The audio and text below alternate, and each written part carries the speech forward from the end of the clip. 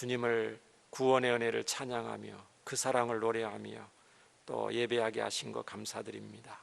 또 귀한 예물을 주님께 드린 손길이 있습니다. 주님께서 마음과 중심을 연락하시고 삶의 모든 것 주님이 왕되어 주시고 통치되어 주시고 또 물질을 잘 관리하고 다스릴 수 있는 지혜와 또 은혜를 허락해 주시고 또 창대해서 구제하고 선교하고도 나무 믿는 귀한 우리 성도님들 되게 하여 주시옵소서. 귀한 예물이 쓰여지는 것에 하나님의 영광이 나타나고 또 복음이 증거되며 하나님 예수님의 제자가 견고히 세워지게 하여 주시옵소서. 이 시간 하나님 말씀을 상고하기를 원합니다. 하나님 말씀의 거울 앞에서 또 우리 자신을 또 돌아보고 또 과거와 현재의 모습을 돌아보고 또 하나님 앞에 더욱더 귀하게 쓰임받기를 원합니다. 죄가 간영한 시대에 또 과거나 현재 지금 살고 있습니다.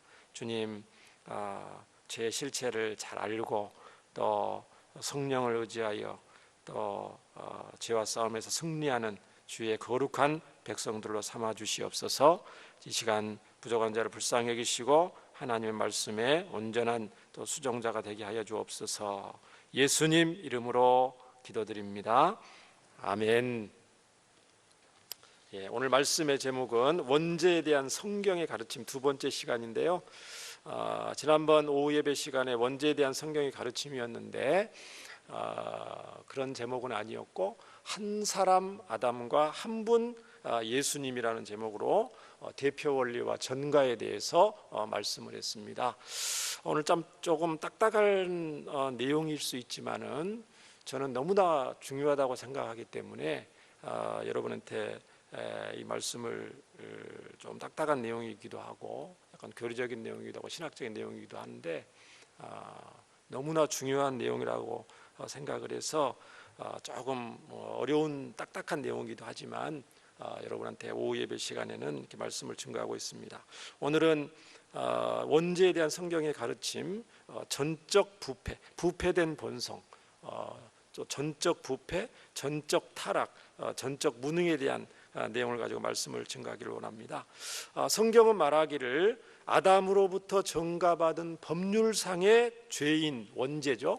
원죄가 다 있다고 그러는데 원죄라는 것은 인류의 조상인 아담이 지은 범죄를 우리에게 전가시킨 것인 거거든요. 하나님께서 대표의 원리에 따라서 인류에게 전가시켰는데 그 원죄로 인해서 모든 인류는 태어날 때부터 이 죄악된 본성을 가지고 태어나게 됩니다. 그걸 다른 말로 부패된 본성이라고 합니다. 그러면 도대체 그 부패된 본성의 실체가 뭔가, 어느 범위까지 부패되어 있고 그 다음에 어느 정도까지 부패가 되어 있는가, 그 부분을 살펴보려고 합니다. 이 죄에 대해서 깊이 살펴보면 살펴볼수록 하나님의 은혜와 예수님의 구원의 은혜가 더 커집니다. 그러니까 우리 찬송가도 있지만은 찬송가도 다양한 분야의 찬송가가 있잖아요. 주제가 다 찬송가가 있잖아요. 그렇죠? 회개와 또 선교와 또 찬송가, 이게 주제가 다 있잖아요. 찬송가를 보면. 그런데 여기 보면 보혈 찬송이라고 여러분 보통 말씀을 하죠. 보혈 찬송으로 하면 어떻습니까, 여러분? 보혈에 관련된 구원에 대한 죄 가운데서, 억만 죄 가운데서 우리를 구원하셨던 그 보혈 찬송가에 대한 찬송을 부를 때 굉장히 파워가 있습니다. 억만 죄 가운데서 구원하신 그 예수 그리스도의 복음의 능력, 이거 할 때 정말 구원받은 성도라면 어깨가 들썩일 수밖에 없고 정말 감사 감격이 밀려 나올 수밖에 없습니다. 그래서 힘들고 어려울 때, 영적인 침체 가운데 있을 때에 보통 목사님들이 보혈 찬송을 많이 해라. 예전에 그런 것들을 많이 큰 소리로 찬송을 합니다.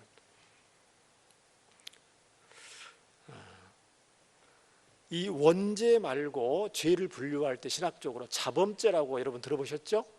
자범죄. 죄에는 원죄가 있고 자범죄가 있어요.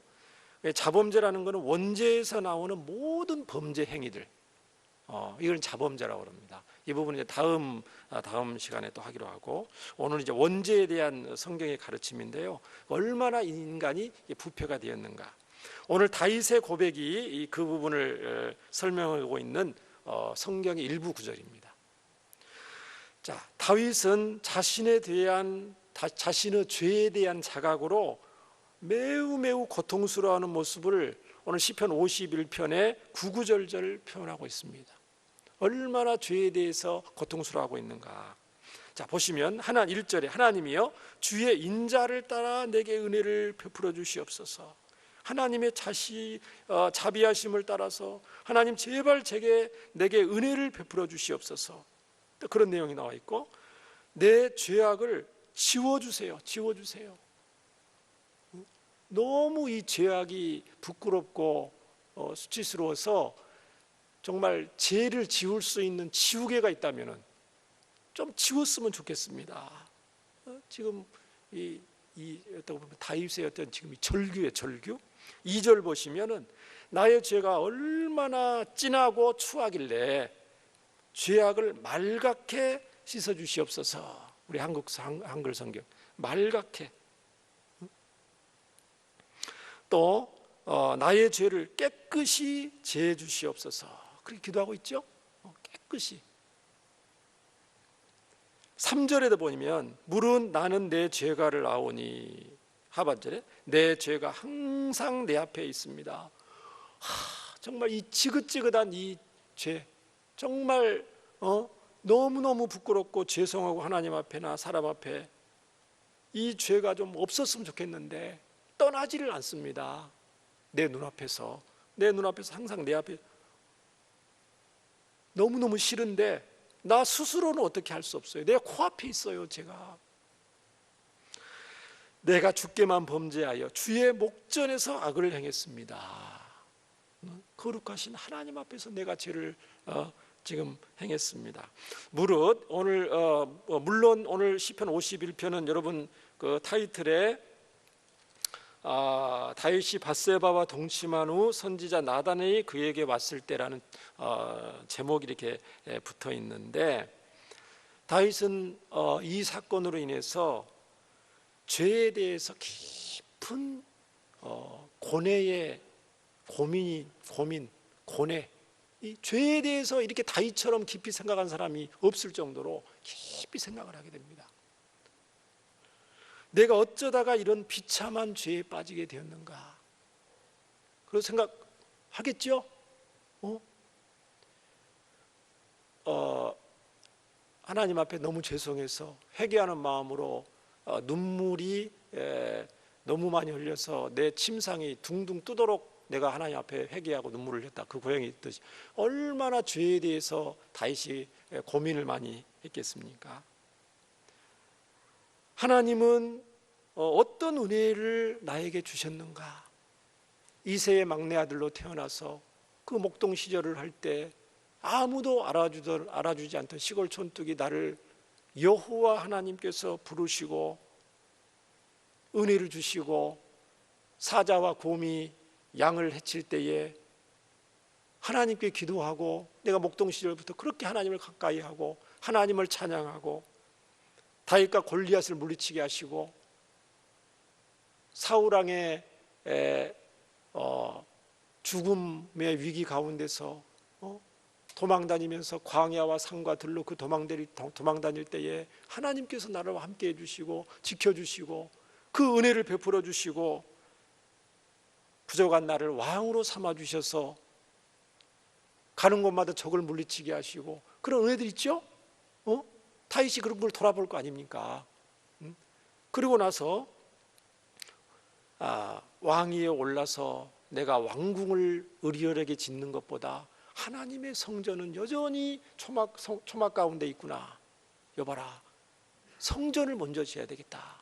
왕궁을 먼저 짓는 것보다 성전을 먼저 지어야 되겠다. 그 중심을 가지고 성전을 건축을 힘쓰죠. 재료를 다 준비를 하고, 그 다윗의 그런 중심을 보시고 하나님은 내 마음에 합한 다윗이다. 하나님이 내 마음에 쏙 든다고 나에게 말씀해 주시고 나에게 그렇게 은혜를 주셨는데 내가 어찌하여 이렇게 태평성대를 누릴 때에 이 하나님의 은혜를 잊어버리고 우리아의 아내를 취하고 우리아를 죽게 하고 하나님 앞에 이 큰 죄악을 지을 수 있었는가? 지을 수밖에 없었는가? 그거 생각해 보겠어요? 안 해보겠어요? 생각해 보죠.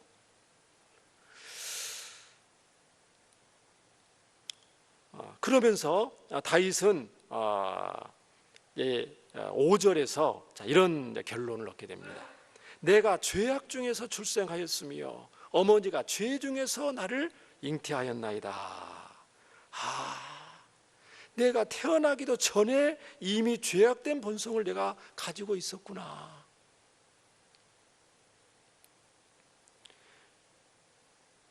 죄악된 잉태된 어머니 뱃속에서 잉태되는 순간 죄악된 본성, 부패된 본성을 가지고 있었는데, 그리고 살고 있었는데 하나님의 놀라운 은혜로 말미암아 나를 지키시고 붙잡고 인도해 주셔서 내가 여기까지 왔구나.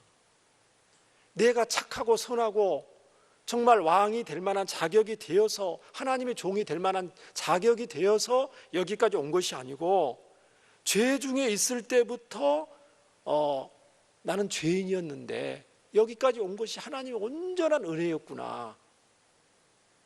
그거를 깨닫는 거예요, 다윗이. 그러면서 오늘 본문에 없던 시편 58편 3절에 이런 고백을 합니다. 악인은 모태에서부터 멀어졌으며 나면서부터 곁길로 나아가 거짓을 말하는도다. 시편 기자 이런 그러니까 어머니 뱃속에 있을 때부터 이미 이 원죄를 가지고 태어난다는 거죠. 부패된 본성을 가지고 있다는 거죠. 이러한 성경의 가르침, 오늘 시간이 없으니까 오늘 다윗 얘기만 짧게 얘기한 거예요. 부패된 본성에 대해서 하는데 신약 성경은 이것에 대해서 분명하게 또 말합니다. 에베소서 대표적으로 2장 1절부터 3절 잘하는 말씀인데 살펴보겠습니다. 그는 우리 인생들을 말하는 거죠. 허물과 죄로 죽었던 예수님은 허물과 죄로 죽었던 너희를 살리셨도다. 허물과 죄가 기본벅이 됐던 우리를 살리셨다는 거예요. 그때의 너희는 그 가운데 행하여 이 세상 풍조를 따르고 공중의 권세잡을 따랐으니 곧 지금 불순종의 아들들 가운데 역사하는 영이라. 전에는 우리도 다 그 가운데서 육체의 욕심을 따라, 이게 이제 부패된 본성이거든요. 전부 다 육체의 욕심을 따라 지내며 육체와 마음에 원하는 것을 하여 자기 하고 싶은 대로 다 했어요. 다른 이들과 같이 본질상 진노의 자녀이더니, 이 부분입니다. 본질상 진노의 자녀였다는 거예요. 지금은 성도죠. 지금은 성도지만 원래 어떤 존재였다는 거예요? 원죄로 인해서 부패할 대로 부패하고 타락할 대로 타락해서 본질상 진노의 자식이었다는 거예요. 누가? 저와 여러분이. 이게 무슨 말이냐면 본성 자체가 부패하고 타락해서 하나님의 진노와 심판의 대상이었다는 거예요. 여러분 혹시 이거를 실감을 하고 계십니까? 예수님 믿고 나서 우리 성도들은 별로 이제 이거를 실감을 안 하실 수도 있어요. 실감을 더 하실 수도 있어요. 왜? 예수님 믿고 나서 죄가 무엇인지를 알고 예수님을 가까이 하면 가까이 할수록 나의 죄가 드러나기 때문에 더 많이 실감할 수도 있고요. 아니면 너무너무 거룩하게 살아서 이제는 죄와는 나하고 별 볼 일 없는 삶이야. 나는 이미 예수님의 보혈로 구원받은 하나님의 자녀이기 때문에 죄에 대해서는 더 이상 생각하고 싶지 않아. 그렇게 생각하는 분들도 있을 수 있죠. 혹시 여러분 자라면서 주위로부터 착하다는 소리를 듣고 자라신 분들, 법 없이 너 살 수 있는 사람이라고 칭찬 들었던 분들, 이제까지 살면서 경찰서에 한 번도 안 가보신 분들, 이런 분들은 내가 죄인은 죄인이지만 다른 사람보다는 내가 좀 착하지, 그런 생각 가지고 있는 분들 있을 수도 있어요. 그거는 이제 여러분 각자의 생각이고, 오늘 이 시간에는 성경이 뭐라고 말하는지를 지금 보려고 합니다. 성경이 저와 여러분에 대해서 뭐라고 말하는지를 지금 살펴보는 시간입니다. 죄악된 본성, 부패된 본성을 가지고 태어난다는 성경의 가르침. 성경은 저와 여러분이 본질상 진노의 자식이라는 거예요. 예수님 믿고 구원 받았지만 원래 본성 자체는 이미 부패됐다는 거예요.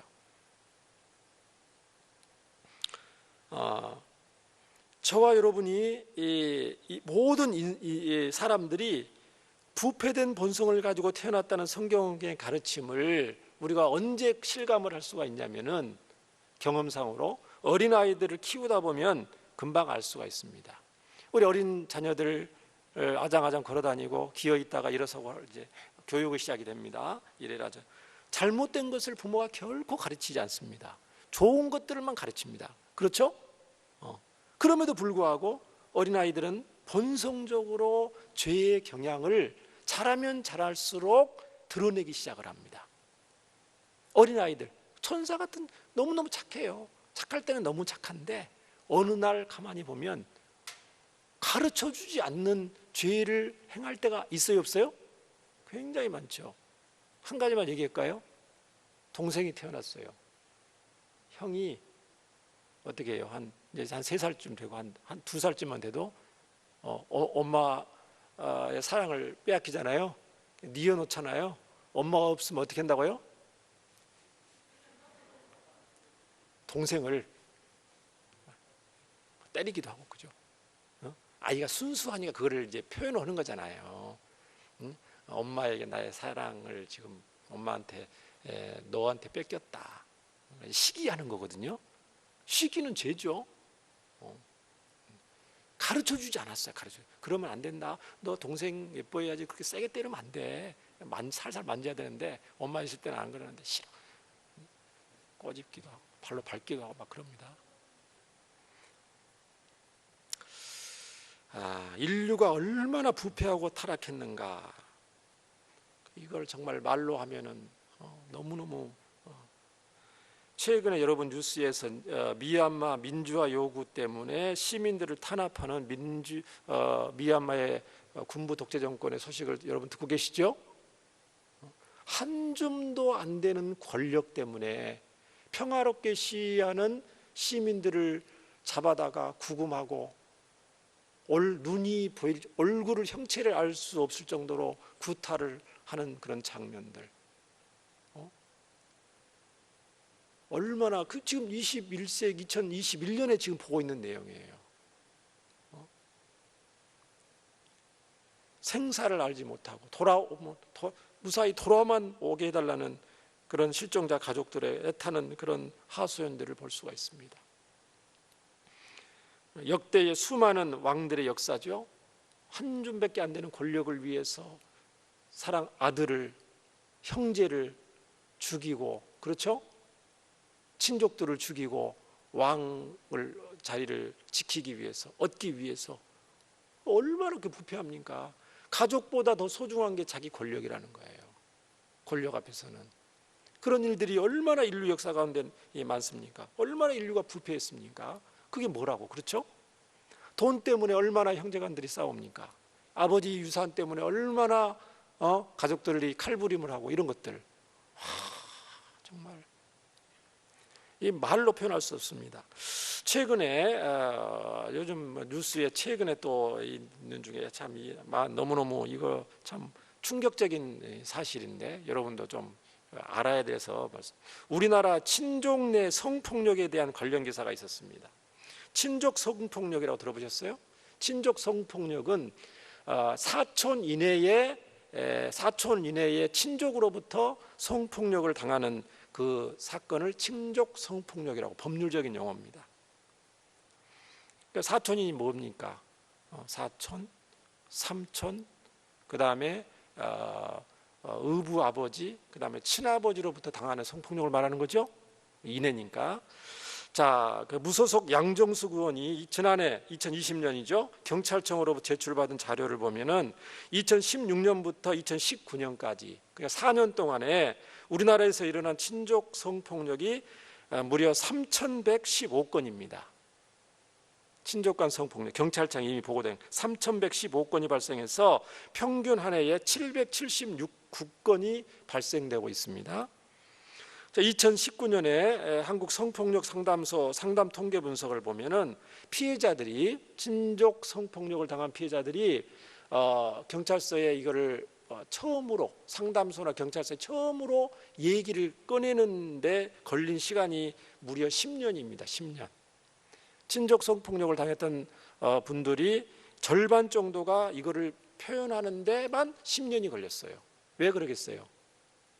가족 간에, 친족 간에 일어나는 거기 때문에 시시한 거죠. 도저히 말을 꺼내지 못하고 참고 있다가 어쩔 수 없이 이제 표현한 겁니다. 그러니까 나머지 절반은 몇 년인 줄 아세요? 20년에서 30년 후에. 그래서 최근에 친족 성폭력의 공소시효가 우리나라 10년인데요. 10년 가지고는 택도 없다. 10년 돼야 이제 말할까 말까 조심스럽게 꺼내는데 10년 돼가지고는 이미 끝나는데 처벌할 수가 없는 거죠. 공소시효. 이 공소시효를 제한을 두면 안 된다. 그런 이제 요구가 이게 빗발치고 있는 것이죠. 너무나 여러분 충격적이죠. 뉴스에 지금 그저께 나왔기 때문에 제가 이걸 한 겁니다. 여러분 최근 뉴스입니다. 최근 뉴스. 친부로부터 폭력을 당한 그런 것들이 청와대 게시판에, 청원 게시판에 처벌해달라는 청원 게시판에 올라오고. 그러니까 원죄로 인해서 얼마나 인류가 오염되고 죄로 인해서 부패됐는지를 지금 단적인 지금 얘기만 한 거예요. 그래서 이 성경은 뭐라고 말하냐면은, 신학적인 용어를 이제 갖다 대는데, 성경은 아담의 원죄로 인해서 인류는 전적으로 타락했다, 전적으로 부패했다, 전적으로 무능하다, 이런 표현을 씁니다. 여러분 들어보셨죠? 전적 타락. 이 전적 타락이라는 것은 무엇을 말하냐면은, 자, 우리의 부패된 본성은 하나님 앞에서 영적으로 볼 때 완전히 타락을 해서 선한 것이 하나도 없다. 이걸 전적 타락이라고 합니다. 우리의 본성이 부패할 대로 부패해서 하나님 앞에 선한 것이 하나도 없다. 자, 불신자들이 이 땅에서 도덕적인 선한 것을 할 수가 있어요. 도덕적인 선한 것은 할 수가 있는데, 도덕적으로 할 수가 있죠. 불의 돕기 할 수도 있고, 지나가다가 누가 물어보면 길을 가르쳐 줄 수도 있고. 도덕적인 선은 불신자들도 어느 정도 할 수 있는데, 하나님 앞에서 봤을 때 영적인 면에서, 다시 말해서 하나님과의 관계적인 면에서는 하나님 앞에 아무것도 없다는 거예요. 선한 것이. 여러분 이해가 되십니까? 로마서 7장 18절에 살펴보시면, 로마서 7장 18절에 내 속 곧 내 육신에 선한 것이 거하지 아니하는 줄을 안다. 왜? 원함은 내게 있지만 선을 행하는 것이 없다. 선한 것이 없어요. 아예.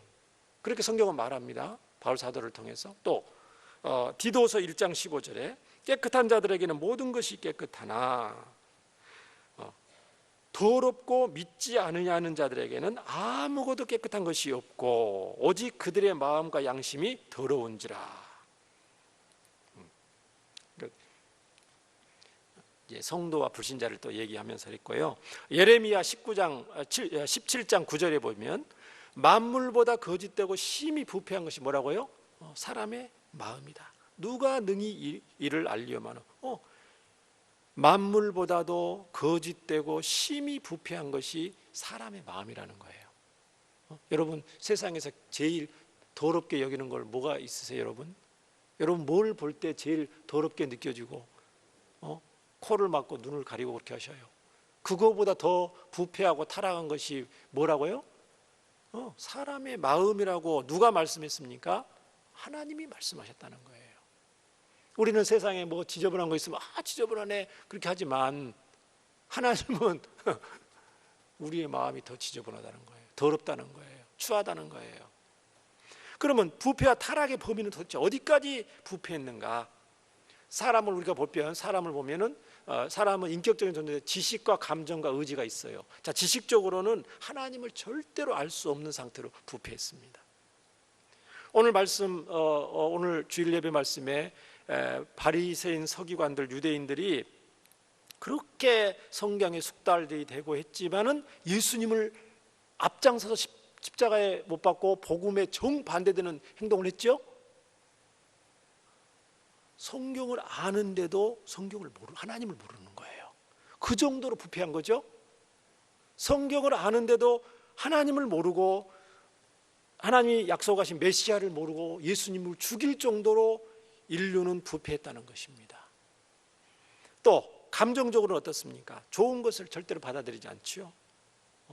미움, 시기, 의심이라든가 메마른 감정들, 그리고 죄악된 그 욕구들을 즐기는 그런 감정적인 부패할 대로 부패한 인생들이죠. 그러면 타락의 정도는 어느 정도 타락했을까요? 갈 때까지 어느 정도까지 갔을까? 그러면 타락은 했는데 지식과 감정, 의지, 행동의 목적, 동기 이 모든 부분이 전 범위에 걸쳐서 타락을 했는데 그러면 그 정도는 어느 정도까지인가? 죄악의 죄가 심한 상태는 어느 상태일까요? 사람이 지옥에 간 사람을 최고로 죄가 심한 상태라고 봐야 되겠죠? 이미 지옥에 간 사람들, 사탄의 수준, 그렇죠? 사탄과 지옥에 빠져 있는 사람들이 죄악이 최고로 더 이상 갈 때까지 간 사람이라고 봤을 때 그 정도까지는 아니다. 이 땅에 사는 사람들이 성경은 그렇게 말합니다. 왜? 죄인들이지만 불신자이지만 최소한의 뭐가 남아있어요? 양심이 남아있거든요. 하나님 양심은 남아주셨어요. 또 죄를 짓고 싶은 부패된 본성이 사람들마다 가득 있지만은 법이 있거든요. 경찰들이 왔다 갔다 하거든요. 그러니까 그거를 숨기는 거예요. 그냥 무정부 상태가 나면 사람들의 부패된 본성이 드러나기 시작합니다. 경찰들이 없고 군인들이 없으면 우리나라 드러날까요? 안 드러날까요? 드러납니다. 억제되고 있는 거예요. 하나님의 은혜로 이를 억제하는 거예요. 그러니까 정부의 권력에 하나님이 주신 권력으로 알고 너희들이 순종하란 말이 죄를 억제할 수가 있거든요. 아무리 악한 권력이라도 악한 저 미얀마 정권이라도 살인하지 말라, 도둑질하지 말라 그렇게 합니다. 자기들은 막 폭력해들면서. 하나님의 어떤 그런 최소한의 보호장치죠. 그리고 사람마다 누구나 죽음에 대한 공포가 있거든요. 심판에 대한 공포가 있거든요. 그렇기 때문에 부패한 본성을 두려움 때문에 억누르고 있는 것뿐이에요. 가족이 있기 때문에 차마 죄를 짓지 못하는 거죠. 제도가 있기 때문에 교육을 받았기 때문에 억제되고 있는 겁니다. 활하산처럼 이 폭발 직전에 있는 거예요. 사람들이 부패한 본성이. 이러한 성경 말씀들을 보면은 우리 인간이 전적으로 부패했다. 그래서 정말 우리는 이런 말씀들을 보면은 예수님이 정말 필요하다는 것을 알 수가 있습니다. 그러시죠?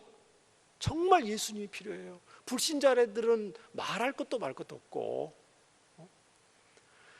우리 예수님 믿는 성도들도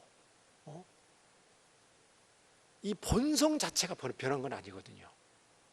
이 의라는 것은 예수님을 믿고 의인이다라고 말한 것은 법적인 의를 말하는 거거든요. 하나님 나라에 갔을 때 심판을 법적인 면허지 본성 자체가 뿌리채 뽑혀서 선한 본성으로 타락하기 이전 본성으로 변한 걸 말하는 거 아닙니다. 그 우리가 분명히 알고 있어야 됩니다. 구원받은 성도이지만 본성은 여전히 부패된 본성을 가지고 있다. 그러니까 이제 무슨 싸움이 일어나게 돼요? 하나님의 자녀로서의 그런 정체성과 부패된 본성과의 싸움이 우리 안에 예수님 죽을 때까지 이제 여기 있는 거죠. 이게 이기면요 부패한 본성이 나오죠. 목사님이 그럴 수가 있어. 대서특필되는 이유, 그 이유입니다.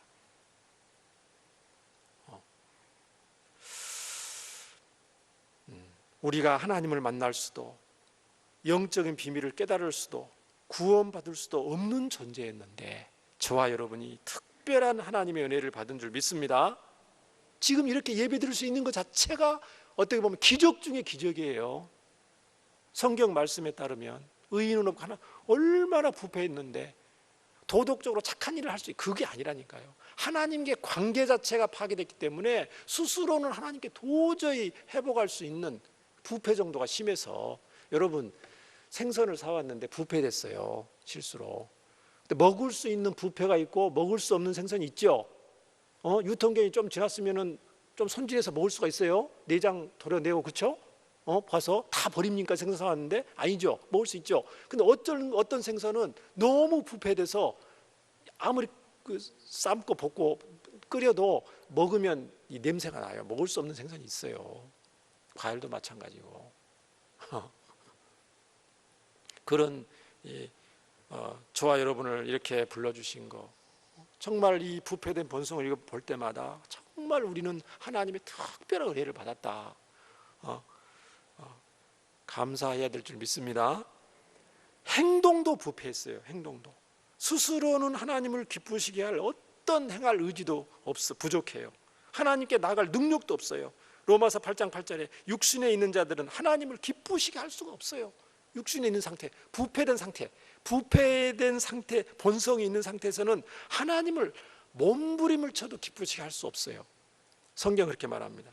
요한복음 5장 5절에 나를 떠나서는 너희가 아무것도 할 수 없다, 이 말입니다.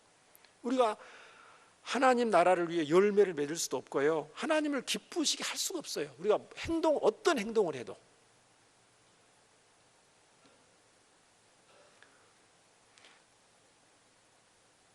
그래서 요한복음 6장 44절에 나를 보내신 아버지께서 이끌지 않으면 아무도 내게 올 수 없다고 그랬고, 성령이 아니고서는 누구든지 예수를 주시라 할 수 없다고 그랬어요.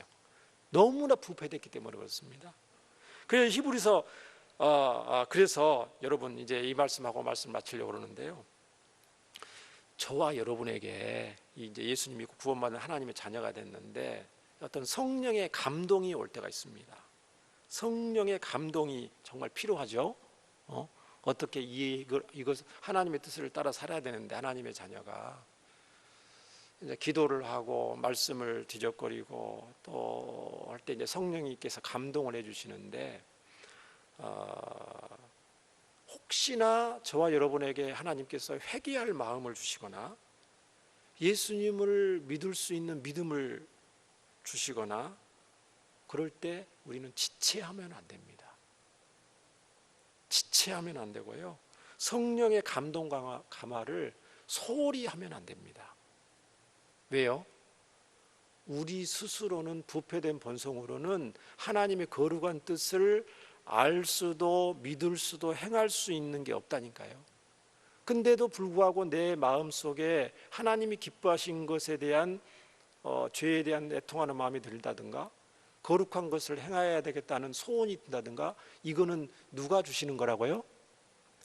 하나님께서 하나님의 자녀인 저와 여러분에게 감동해 주시는 겁니다. 그러니까 그거를 지체하지 말고 순종을 해야 돼요. 순종을 안 하면 계속 가느냐, 천만의 말씀, 부패된 본성에 의해서 성령의 감동 감화가 소멸되고 맙니다. 여러분 그런 경험 많이 해보셨죠? 말씀 보고 기도하고 교회에 있을 때 기도할 때는 내가 이거 하나님의 뜻이라고 정말 확신하고 내가 그렇게 하고 눈물 콧물 기도했는데, 돌아서 나와서 뭐 하다 보니까 바빠서 새카맣게 있고 그걸 하려고 보니까 머뭇거리게 되는 모습. 그렇죠? 그렇습니다. 그래서 히브리서 3장 7절 8절에 이런 말씀이 있어요. 그러므로 성령이 이르신 바 같이 오늘 너희가 그의 음성을 듣거든 광야에서 시험하던 날에 그의 같이 너희 마음을 완고하게 하지 말아라. 개역 성경에는 강팍하게 하지 말아라. 하나님이 성령의 감동 감화를 주실 때 그냥 무시하지 말라는 거예요. 왜? 그거는 금방 소멸됩니다. 우리 본성에서 그거 한 거 아니에요. 성령께서 주시는 거예요. 하나님 나라를 위해서 헌신하라라든가, 용서하라라든가, 가서 사과하라라든가, 복음을 전하라든가, 이런 것들은요 우리에게 할 수 있는 게 아닙니다. 우리 부패한 본성으로는 그런 거 전혀 안 나옵니다. 성령께서 감화 감동해 주실 때만 나올 수 있는 거예요.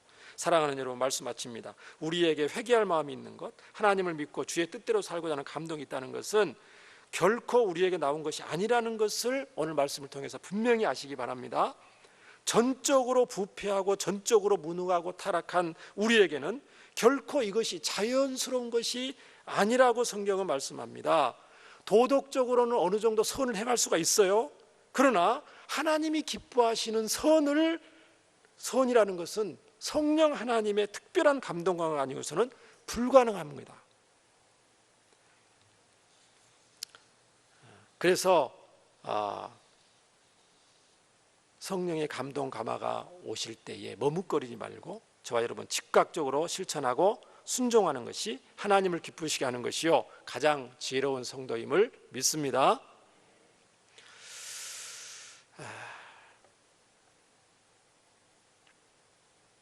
바울 같은 분은 성령의 인도함을 받기 위해서 이 부패된 본성이 있기 때문에 뭐라고 말했어요? 나는 날마다 죽노란 말이 같이 있기 때문에 그렇죠.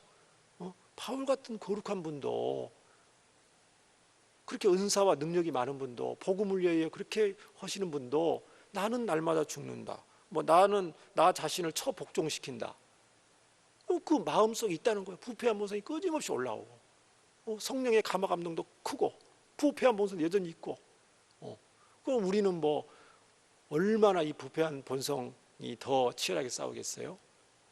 이 영적 싸움에서 승리하는 저와 여러분 되기를 주의 이름으로 축원합니다. 주 안에서 더욱 감사하시고 마음껏 기뻐하시고 정말 특별한 은혜를 받았다, 이거를 늘 기억하시면서 성령 감화 감동에 인도함 받는 삶을 사시기를 하나님께 영광 돌리는 저와 여러분 되기를 주의 이름으로 축원합니다. 아멘. 우리 함께 기도하겠습니다. 은혜와 사랑이 많으신 하나님 아버지 감사합니다. 전적으로 타락하고 전적으로 부패하고 전적으로 무능한 저희들을 예수님의 크신 은혜와 사랑으로 성령의 감화 감동을 통해서 구원하시고 여기까지 오게 하셨습니다. 하나님, 그럼에도 불구하고 저희들이 성령의 감화 감동 따라 살지 않으면은 하나님 부패한 또 본성에 지배당하는 삶을 살 수밖에 없는 자들인 것을 고백합니다. 주여, 저희들을 주의 영으로 더욱 강권하여 주시고 하나님 나라를 위하여 더욱더 거룩하고 귀하게 아름답고 복되게 쓰임받는 저희들 되게 하여 주옵소서. 예수님 이름으로 기도합니다. 아멘. 찬송가 드립니다. 찬송가 260장